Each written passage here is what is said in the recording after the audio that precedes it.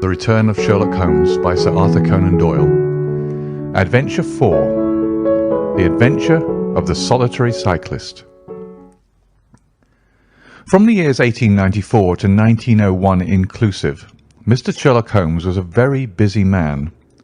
It is safe to say that there was no public case of any difficulty in which he was not consulted during those 8 years, and there were hundreds of private cases, some of them at the most intricate and extraordinary character, in which he played a prominent part.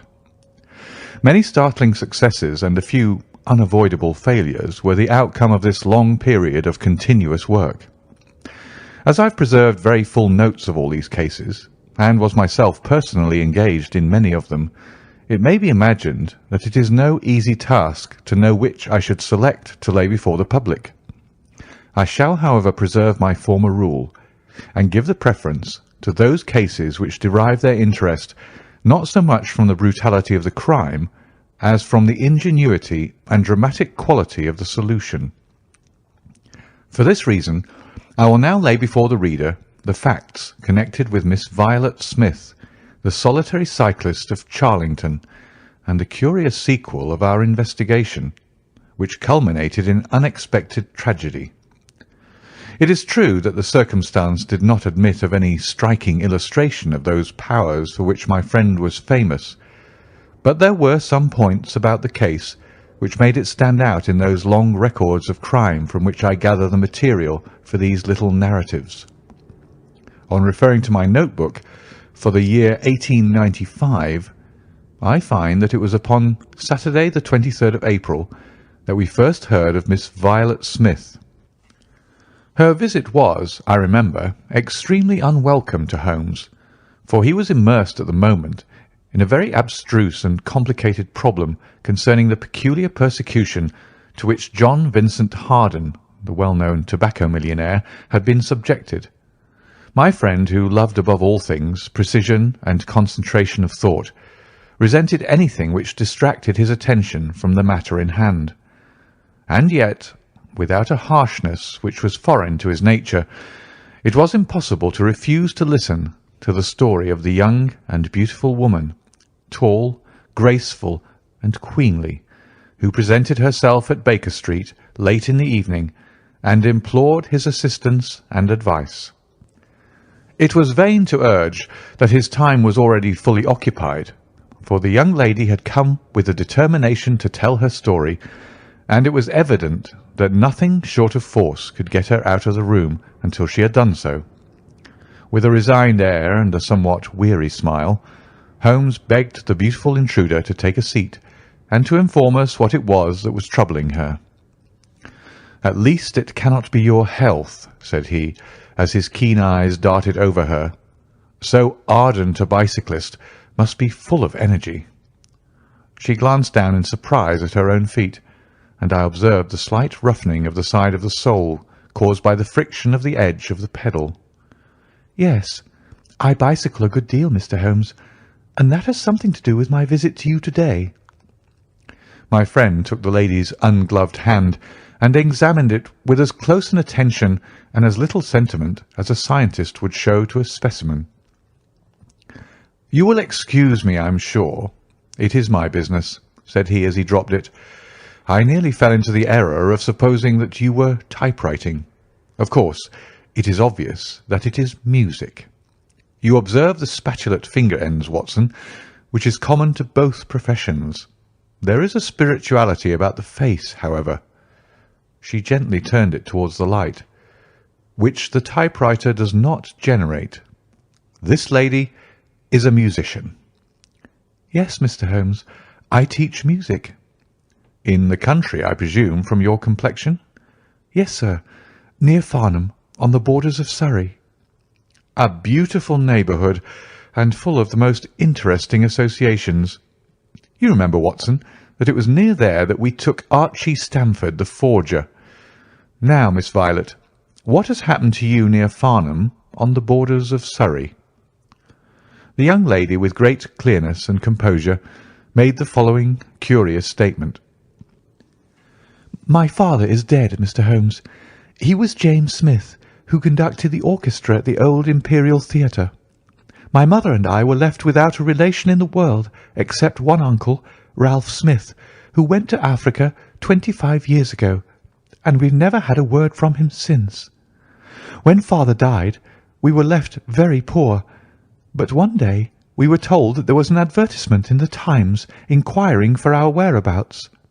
You can imagine how excited we were, for we thought that someone had left us a fortune. We went at once to the lawyer whose name was given in the paper. There we met two gentlemen, Mr. Carruthers and Mr. Woodley, who were home on a visit from South Africa. They said that my uncle was a friend of theirs, that he had died some months before in great poverty in Johannesburg, and that he had asked them with his last breath to hunt up his relations and see that they were in no want. It seemed strange to us that Uncle Ralph, who took no notice of us when he was alive, should be so careful to look after us when he was dead. But Mr. Carruthers explained that the reason was that my uncle had just heard of the death of his brother, and so felt responsible for our fate. "Excuse me," said Holmes. "When was this interview?" "Last December, 4 months ago." "Pray proceed." "Mr. Woodley seemed to me to be a most odious person. He was forever making eyes at me, a coarse, puffy-faced, red-moustached young man with his hair plastered down on each side of his forehead. I thought that he was perfectly hateful, and I was sure that Cyril would not wish me to know such a person." "Oh, Cyril is his name?" said Holmes, smiling. The young lady blushed and laughed. "Yes, Mr. Holmes, Cyril Morton, an electrical engineer, and we hope to be married at the end of the summer. Dear me, how did I get talking about him? What I wished to say was that Mr. Woodley was perfectly odious, but that Mr. Carruthers, who was a much older man, was more agreeable. He was a dark, sallow, clean-shaven, silent person, but he had polite manners and a pleasant smile. He inquired how we were left, and on finding that we were very poor, he suggested that I should come and teach music to his only daughter, aged 10. I said that I did not like to leave my mother, on which he suggested that I should go home to her every week-end, and he offered me 100 a year, which was certainly splendid pay. So it ended by my accepting, and I went down to Chiltern Grange, about 6 miles from Farnham. Mr. Carruthers was a widower, but he had engaged a lady housekeeper, a very respectable, elderly person called Mrs. Dixon, to look after his establishment. The child was a dear, and everything promised well. Mr. Carruthers was very kind and very musical, and we had most pleasant evenings together. Every week-end I went home to my mother in town. The first flaw in my happiness was the arrival of the red-moustached Mr. Woodley. He came for a visit of a week, and oh, it seemed 3 months to me. He was a dreadful person, a bully to everyone else, but to me something infinitely worse. He made odious love to me, boasted of his wealth, said that if I married him I could have the finest diamonds in London, and finally, when I would have nothing to do with him, he seized me in his arms one day after dinner — he was hideously strong — and swore that he would not let me go until I had kissed him. Mr. Carruthers came in and tore him from me, on which he turned upon his own host, knocking him down and cutting his face open. That was the end of his visit, as you can imagine. Mr. Carruthers apologized to me next day, and assured me that I should never be exposed to such an insult again. I have not seen Mr. Woodley since. And now, Mr. Holmes, I come at last to the special thing which has caused me to ask your advice today. You must know that every Saturday afternoon I ride on my bicycle to Farnham Station in order to get the 12:22 to town.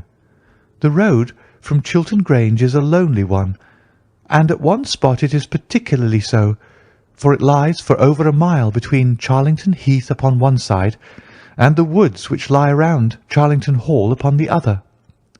You could not find a more lonely tract of road anywhere, and it is quite rare to meet so much as a cart or a peasant until you reach the high road near Crooksbury Hill. 2 weeks ago I was passing this place when I chanced to look over my shoulder, and about 200 yards behind me I saw a man, also on a bicycle. He seemed to be a middle-aged man with a short dark beard. I looked back before I reached Farnham, but the man was gone, so I thought no more about it. But you can imagine how surprised I was, Mr. Holmes, when on my return on the Monday I saw the same man on the same stretch of road. My astonishment was increased when the incident occurred again, exactly as before on the following Saturday and Monday. He always kept his distance, and he did not molest me in any way, but still it certainly was very odd. I mentioned it to Mr. Carruthers, who seemed interested in what I said, and told me that he had ordered a horse and trap, so that in future I should not pass over those lonely roads without some companion. The horse and trap were to have come this week, but for some reason they were not delivered, and again I had to cycle to the station. That was this morning.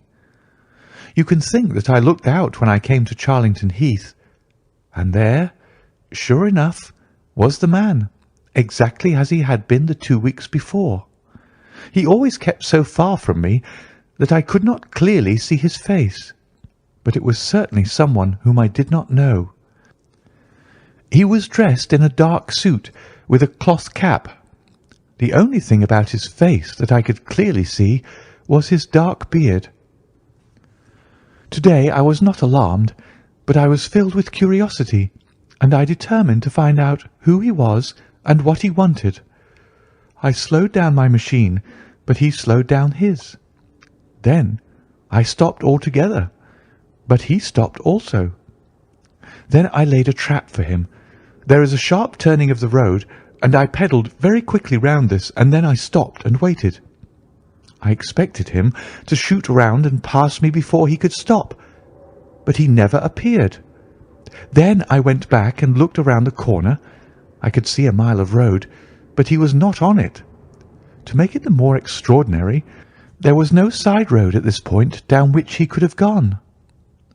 Holmes chuckled and rubbed his hands. "This case certainly presents some features of its own," said he. "How much time elapsed between your turning the corner and your discovery that the road was clear?" 2 or 3 minutes. "Then he could not have retreated down the road, and you say that there are no side roads?" "None." "Then he certainly took a footpath on one side or the other." "It could not have been on the side of the heath, or I should have seen him." "So, by the process of exclusion, we arrive at the fact that he made his way toward Charlington Hall, which, as I understand, is situated in its own grounds on one side of the road. Anything else?" "Nothing, Mr. Holmes, save that I was so perplexed that I felt I should not be happy until I had seen you and had your advice." Holmes sat in silence for some little time. "Where is the gentleman to whom you are engaged?" he asked at last. "He is in the Midland Electrical Company at Coventry." "He would not pay you a surprise visit?" "Oh, Mr. Holmes, as if I should not know him." "Have you had any other admirers?" "Several before I knew Cyril." "And since?" "There was this dreadful man Woodley, if you can call him an admirer." "No one else?" Our fair client seemed a little confused. "Who was he?" asked Holmes. "Oh, it may be a mere fancy of mine, but it had seemed to me sometimes that my employer, Mr. Carruthers, takes a great deal of interest in me. We are thrown rather together. I play his accompaniments in the evening. He has never said anything. He is a perfect gentleman. But a girl always knows." "Ha!" Holmes looked grave. "What does he do for a living?" "He is a rich man." "No carriages or horses?" "Well, at least he is fairly well-to-do, but he goes into the city 2 or 3 times a week. He is deeply interested in South African gold shares." "You will let me know any fresh development, Miss Smith. I am very busy just now, but I will find time to make some inquiries into your case. In the meantime, take no step without letting me know. Good-bye, and I trust that we shall have nothing but good news from you." "It is part of the settled order of nature that such a girl should have followers," said Holmes. He pulled at his meditative pipe. "But for choice not on bicycles in lonely country roads. Some secretive lover beyond all doubt. But there are curious and suggestive details about the case, Watson. That he should appear only at that point. Exactly. Our first effort must be to find who are the tenants of Charlington Hall. Then again, how about the connection between Carruthers and Woodley, since they appear to be men of such a different type? How came they both to be so keen upon looking up Ralph Smith's relations? One more point. What sort of a menage is it which pays double the market price for a governess but does not keep a horse, although 6 miles from the station? Odd, Watson. Very odd. You'll go down? No, my dear fellow, you will go down. This may be some trifling intrigue, and I cannot break my other important research for the sake of it. On Monday you will arrive early at Farnham. You will conceal yourself near Charlington Heath. You will observe these facts for yourself, and act as your own judgment advises. Then, having inquired as to the occupants of the hall, you will come back to me and report. And now, Watson, not another word of the matter until we have a few solid stepping-stones on which we may hope to get across to our solution."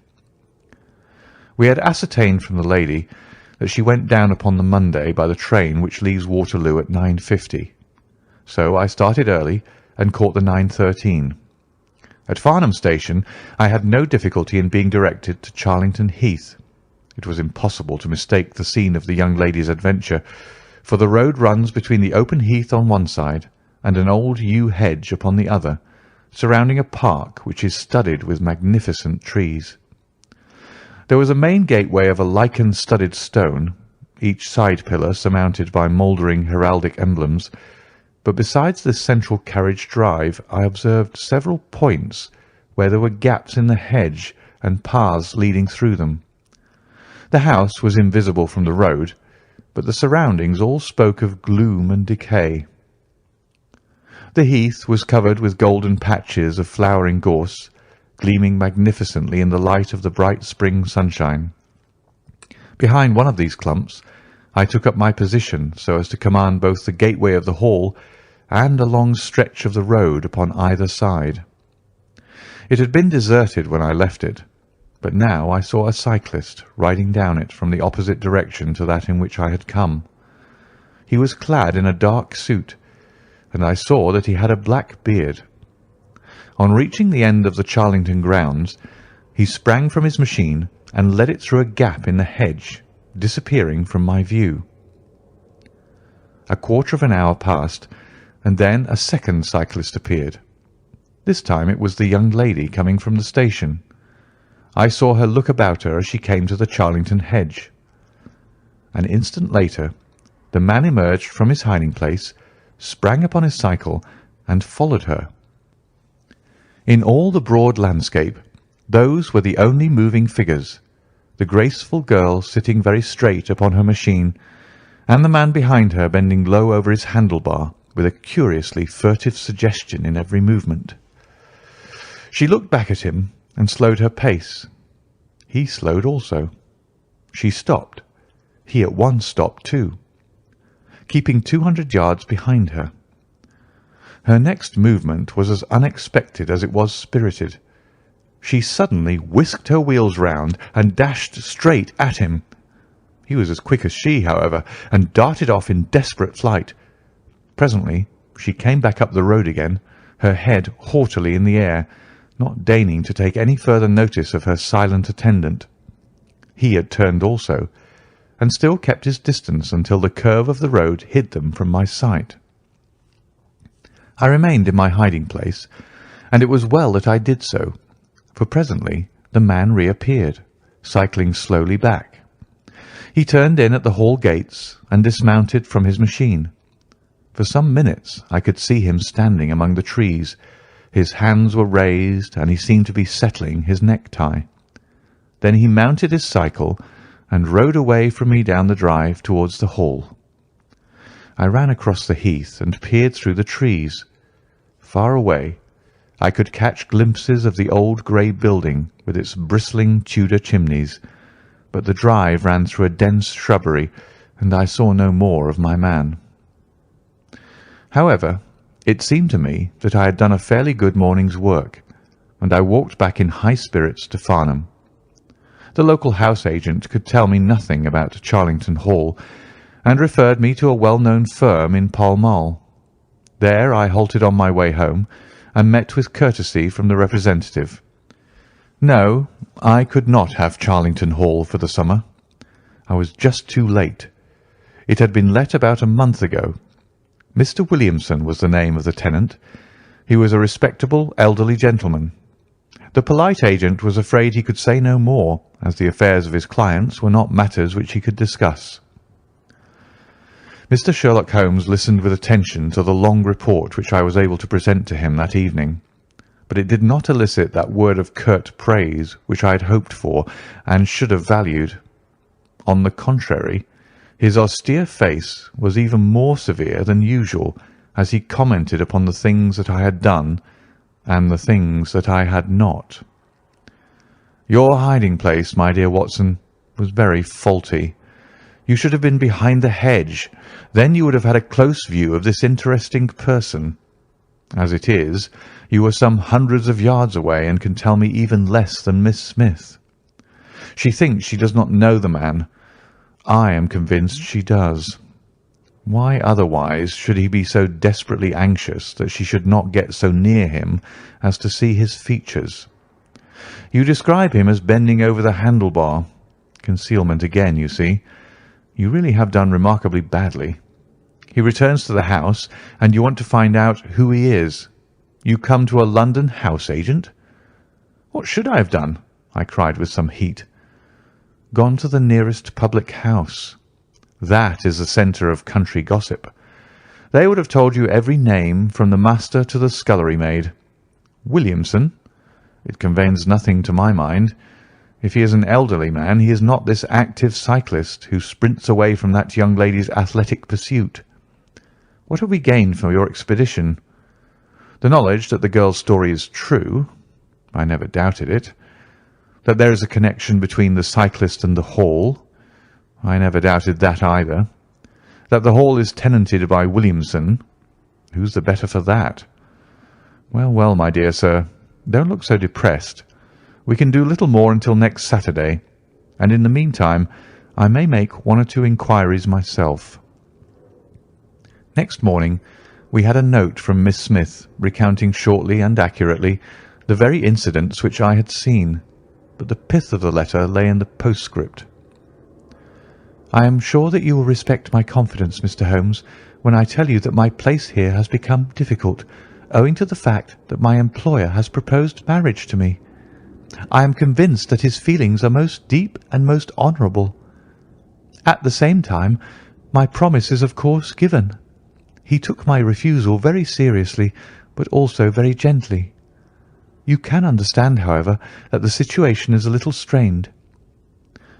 Our young friend seems to be getting into deep waters, said Holmes thoughtfully as he finished the letter. The case certainly presents more features of interest and more possibility of development than I had originally thought. I should be none the worse for a quiet, peaceful day in the country, and I am inclined to run down this afternoon and test one or two theories which I have formed. Holmes's quiet day in the country had a singular termination, for he arrived at Baker Street late in the evening with a cut lip and a discoloured lump upon his forehead, besides a general air of dissipation which would have made his own person the fitting object of a Scotland Yard investigation. He was immensely tickled by his own adventures, and laughed heartily as he recounted them. "I get so little active exercise that it is always a treat," said he. "You are aware that I have some proficiency in the good old British sport of boxing. Occasionally it is of service. Today, for example, I should have come to very ignominious grief without it. I begged him to tell me what had occurred. I found that country pub which I had already recommended to your notice, and there I made my discreet inquiries. I was in the bar, and the garrulous landlord was giving me all that I wanted.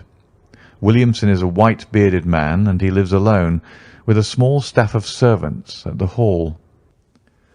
There is some rumour that he is, or has been, a clergyman, but one or two incidents of his short residence at the Hall struck me as peculiarly unecclesiastical.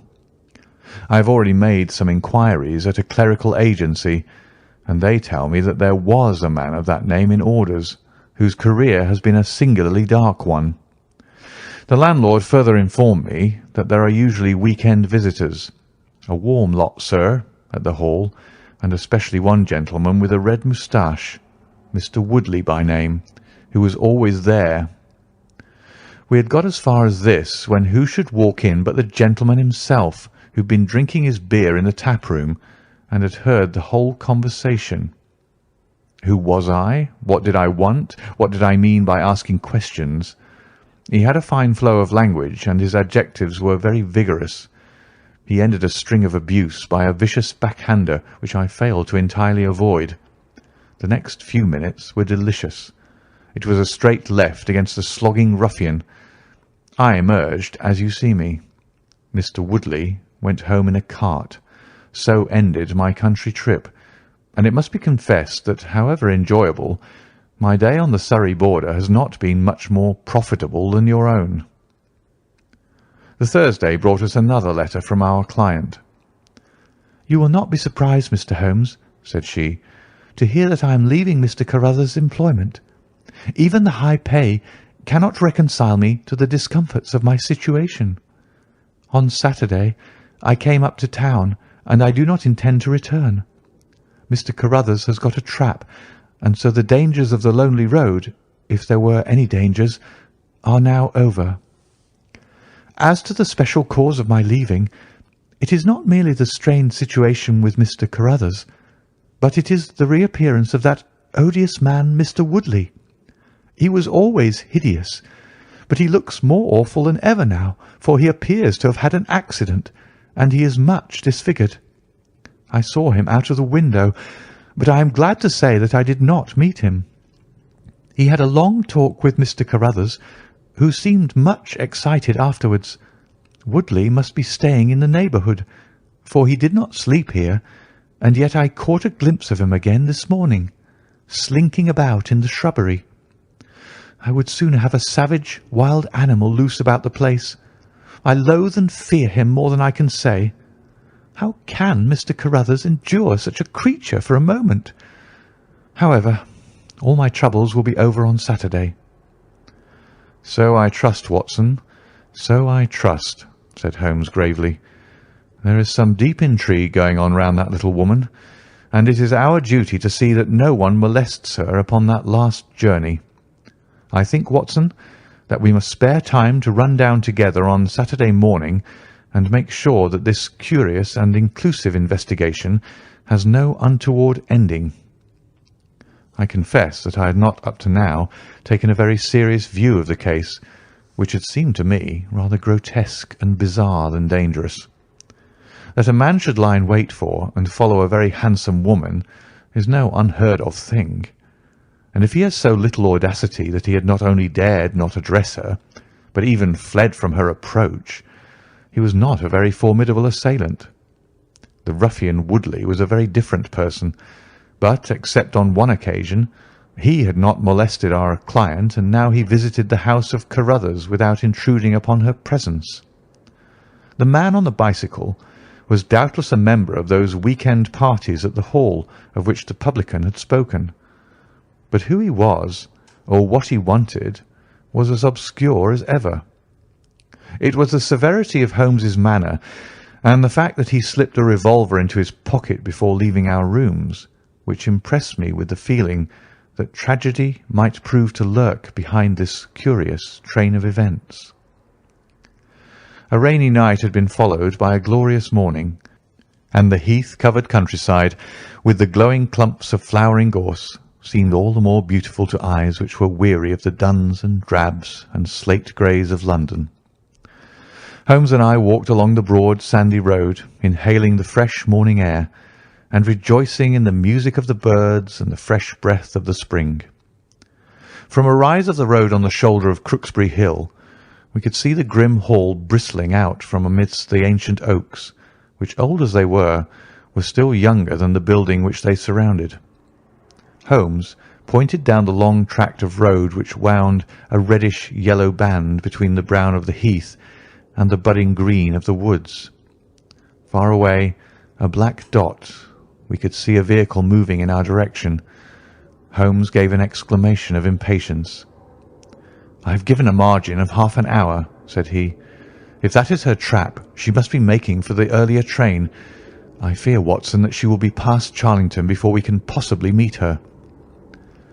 From the instant that we passed the rise, we could no longer see the vehicle, but we hastened onward at such a pace that my sedentary life began to tell upon me, and I was compelled to fall behind.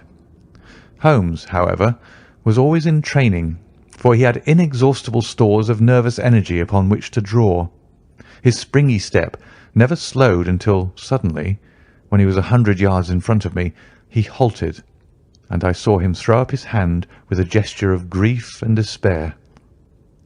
At the same instant, an empty dog-cart, the horse cantering, the reins trailing, appeared round the curve of the road and rattled swiftly towards us.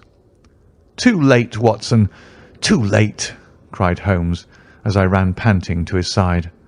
"Fool that I was not to allow for that earlier train! It's abduction, Watson, abduction, murder, heaven knows what! Block the road, stop the horse. That's right. Now jump in and let us see if I can repair the consequence of my own blunder." We had sprung into the dog-cart, and Holmes, after turning the horse, gave it a sharp cut with the whip, and we flew back along the road. As we turned the curve, the whole stretch of road between the hall and the heath was opened up. I grasped Holmes's arm. "That's the man!" I gasped. A solitary cyclist was coming towards us. His head was down and his shoulders rounded, as he put every ounce of energy that he possessed onto the pedals. He was flying like a racer. Suddenly he raised his bearded face, saw us close to him, and pulled up, springing from his machine. That coal-black beard was in singular contrast to eyes were as bright as if he had a fever. He stared at us and at the dog-cart. Then a look of amazement came over his face. "Hello!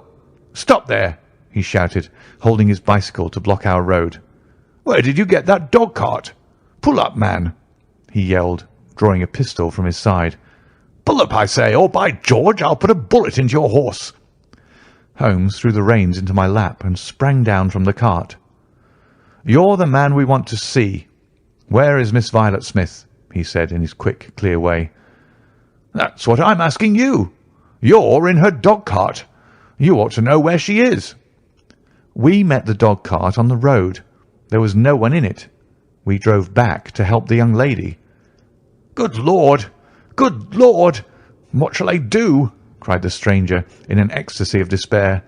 "They've got her, that hellhound Woodley and the blackguard parson. Come, man, come. If you really are a friend, stand by me and we'll save her, if I have to leave my carcass in Charlington Wood." He ran distractedly, his pistol in his hand, towards a gap in the hedge. Holmes followed him, and I, leaving the horse grazing beside the road, followed Holmes. "This is where they came through," said he, pointing to the marks of several feet upon the muddy path. "Hello! Stop a minute. Who's this in the bush?" It was a young fellow about 17, dressed like an ostler, with leather cords and gaiters. He lay upon his back, his knees drawn up, a terrible cut upon his head. He was insensible, but alive. A glance at his wound told me that it had not penetrated the bone. "That's Peter the groom," cried the stranger. "He drove her. The beasts have pulled him off and clubbed him. Let him lie. We can't do him any good, but we may save her from that worse fate that can befall a woman." He ran frantically down the path which wound among the trees. We had reached the shrubbery which surrounded the house when Holmes pulled up. "They didn't go to the house. Here are their marks on the left, here beside the laurel bushes. Ah, I said so." As he spoke, a woman's shrill scream, a scream which vibrated with a frenzy of horror, burst from the thick green clump of bushes in front of us. It ended suddenly on its highest note with a choke and a gurgle. "This way! This way! They're in the bowling alley!" cried the stranger, darting through the bushes. "Ah, the cowardly dogs! Follow me, gentlemen! Too late! Too late! By the living Jingo!" We had broken suddenly into a lovely glade of greensward, surrounded by ancient trees. On the farther side of it, under the shadow of a mighty oak, there stood a singular group of 3 people. One was a woman, our client, drooping and faint, a handkerchief round her mouth. Opposite her stood a brutal, heavy-faced, red-moustached young man, his gaitered legs parted wide, one arm akimbo, the other waving a riding crop, his whole attitude suggestive of triumphant bravado. Between them, an elderly, grey-bearded man, wearing a short surplice over a light tweed suit, had evidently just completed the wedding service, for he pocketed his prayer book as we appeared and slapped the sinister bridegroom upon the back in jovial congratulation. "They're married," I gasped. "Come on!" cried our guide. "Come on!" He rushed across the glade, Holmes and I at his heels. As we approached, the lady staggered against the trunk of the tree for support. Williamson, the ex-clergyman, bowed to us with mock politeness, and the bully Woodley advanced with a shout of brutal and exultant laughter. "You can take your beard off, Bob," said he. "I know you right enough. Well, you and your pals have just come in time for me to be able to introduce you to Mrs. Woodley." Our guide's answer was a singular one. He snatched off the dark beard which had disguised him and threw it on the ground, disclosing a long, sallow, clean-shaven face below it. Then he raised his revolver and covered the young ruffian who was advancing upon him with his dangerous riding crop swinging in his hand. "Yes," said our ally, "I am Bob Carruthers, and I'll see this woman righted if I had to swing for it. I told you what I'd do if you molested her, and by the Lord I'll be as good as my word." "You're too late. She's my wife." "No, she's your widow." His revolver cracked, and I saw the blood spurt from the front of Woodley's waistcoat. He spun round with a scream and fell upon his back, his hideous red face turning suddenly to a dreadful mottled pallor.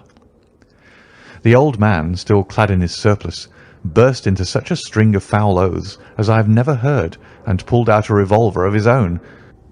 But before he could raise it, he was looking down the barrel of Holmes's weapon. "Enough of this," said my friend coldly. "Drop that pistol. Watson, pick it up. Hold it to his head. Thank you. You, Carruthers, give me that revolver. We'll have no more violence. Come, hand it over." "Who are you, then?" "My name's Sherlock Holmes." "Good Lord!" "You've heard of me, I see. I will represent the official police until their arrival. Here, you!" he shouted to a frightened groom who had appeared at the edge of the glade. "Come here. Take this note as hard as you can ride to Farnham." He scribbled a few words upon a leaf from his notebook. "Give it to the superintendent at the police station. Until he comes, I must detain you all under my personal custody." The strong, masterful personality of Holmes dominated the tragic scene, and all were equally puppets in his hands. Williamson and Carruthers found themselves carrying the wounded Woodley into the house, and I gave my arm to the frightened girl. The injured man was laid on his bed, and at Holmes's request I examined him. I carried my report to where he sat in the old tapestry-hung dining-room with his 2 prisoners before him. "He will live," said I. "What?" cried Carruthers, springing out of his chair. "I'll go upstairs and finish him first. Do you tell me that that angel is to be tied to Roaring Jack Woodley for life?" "You need not concern yourself about that," said Holmes. "There are two very good reasons why she should, under no circumstances, be his wife. In the first place, we are very safe in questioning Mr. Williamson's right to solemnize a marriage." "I have been ordained," cried the old rascal. "And also unfrocked." "Once a clergyman, always a clergyman." "I think not. How about the licence?" "We had a licence for the marriage. I have it here in my pocket." "Then you got it by trick. But in any case, a forced marriage is no marriage, but it is a very serious felony, as you will discover before you have finished. You'll have time to think the point out during the next 10 years or so, unless I'm mistaken. As to you, Carruthers, you would have done better to keep your pistol in your pocket." "I begin to think so, Mr. Holmes. But when I thought of all the precaution I had taken to shield this girl, for I loved her, Mr. Holmes, and it is the only time that ever I knew what love was, it fairly drove me mad to think that she was in the power of the greatest brute and bully in South Africa, a man whose name is a holy terror from Kimberley to Johannesburg. Why, Mr. Holmes, you will hardly believe it, but ever since that girl has been in my employment, I never once let her go past this house, where I knew the rascals were lurking, without following her on my bicycle, just to see that she came to no harm. I kept my distance from her, and I wore a beard so that she should not recognize me, for she is a good and high-spirited girl, and she wouldn't have stayed in my employment long if she had thought that I was following her about the country roads." "Why didn't you tell her of her danger?" "Because then, again, she would have left me, and I couldn't bear to face that. Even if she couldn't love me, it was a great deal to me just to see her dainty form about the house, and to hear the sound of her voice." "Well," said I, "you call that love, Mr. Carruthers, but I should call it selfishness." "Maybe the two things go together. Anyhow, I couldn't let her go. Besides, with this crowd about, it was well that she should have someone near to look after her. Then, when the cable came, I knew they were bound to make a move." "What cable?" Carruthers took a telegram from his pocket. "That's it," said he. It was short and concise. "The old man is dead." Said Holmes. "I think I see how things worked, and I can understand how this message would, as you say, bring them to a head. But while you wait, you might tell me what you can." The old reprobate with the surplice burst into a volley of bad language. "By heaven," said he, "if you squeal on us, Bob Carruthers, I'll serve you as you served Jack Woodley. You can bleat about the girl to your heart's content, for that's your own affair, but if you round on your pals to this plain-clothes copper, it'll be the worst day's work that ever you did." "Your reverence need not be excited," said Holmes, lighting a cigarette. "The case is clear enough against you, and all I ask is a few details for my private curiosity. However, if there's any difficulty in your telling me, I'll do the talking, and then you will see how far you have a chance of holding back your secrets. In the first place, 3 of you came from South Africa on this game. You, Williamson, you, Carruthers, and Woodley." "Lie number 1, said the old man. "I never saw either of them until 2 months ago, and I've never been in Africa in my life. So you can put that in your pipe and smoke it, Mr. Busybody Holmes." "What he says is true," said Carruthers. "Well, well, 2 of you came over. His reverence is our own home-made article. You had known Ralph Smith in South Africa. You had reason to believe he would not live long. You found out that his niece would inherit his fortune. How's that, eh?" Carruthers nodded, and Williamson swore. "She was next of kin, no doubt, and you were aware that the old fellow would make no will." "Couldn't read or write," said Carruthers. "So you came over, the 2 of you, and hunted up the girl. The idea was that one of you was to marry her and the other have a share of the plunder. For some reason, Woodley was chosen as the husband. Why was that?" "We played cards for her and on the voyage, and he won." "I see. You got the young lady into your service, and there Woodley was to do the courting. She recognised the drunken brute that he was, and would have nothing to do with him. Meanwhile, your arrangement was rather upset by the fact that you had yourself fallen in love with the lady. You could no longer bear the idea of this ruffian owning her. No, by George, I couldn't. There was a quarrel between you. He left you in a rage and began to make his own plans independently of you. It strikes me, Williamson, there isn't very much that we can tell this gentleman, cried Carruthers with a bitter laugh. Yes, we quarrelled, and he knocked me down. I am level with him on that, anyhow. Then I lost sight of him. That was when he picked up with this outcast padre here.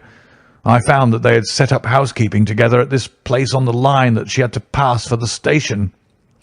I kept my eye on her after that, for I knew there was some devilry in the wind. I saw them from time to time, for I was anxious to know what they were after. 2 days ago, Woodley came up to my house with this cable which showed that Ralph Smith was dead. He asked me if I would stand by the bargain. I said I would not. He asked me if I would marry the girl myself and give him a share. I said I would willingly do so, but that she would not have me. He said, let us get her married first, and after a week or two she may see things a bit different. I said I'd have nothing to do with violence, so he went off cursing like the foul-mouthed blackguard that he was, and swearing that he would have her yet. She was leaving me this weekend, and I'd got a trap to take her to the station, but I was so uneasy in my mind that I followed her on my bicycle. She'd got a start, however, and before I could catch her, the mischief was done. The first thing I knew about it was when I saw you two gentlemen driving back in her dog-cart. Holmes rose and tossed the end of his cigarette into the grate. I've been very obtuse, Watson, said he. When in your report you said that you had seen the cyclist, as you thought, arrange his necktie in the shrubbery, that alone should have told me all. However, we may congratulate ourselves upon a curious and, in some respects, a unique case.